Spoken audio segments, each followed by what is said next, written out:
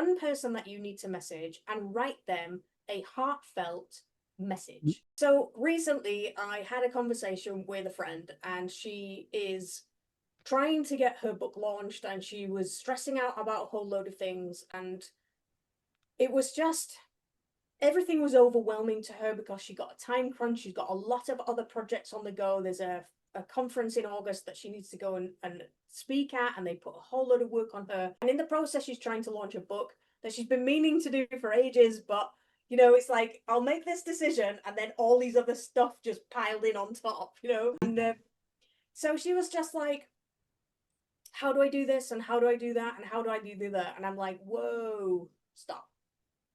Okay. Because I think a lot of the time we naturally overcomplicate things. So rather than looking at the simple, like, what can I get done?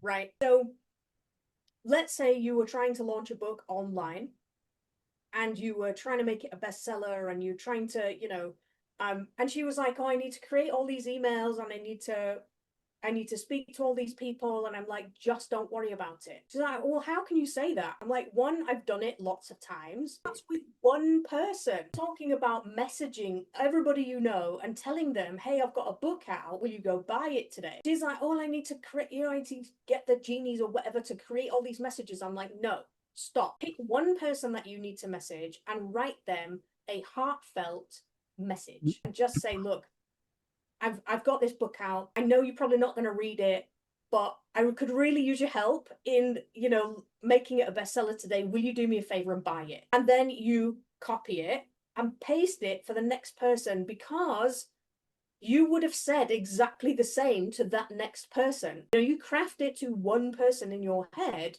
and all of a sudden it sounds right to everybody, because that's what you'd say to everybody. Rather than thinking about this whole convoluted way of creating an email, or all the AI tools that we have these days, that's just like, let's just go back to basics. What would you say to me?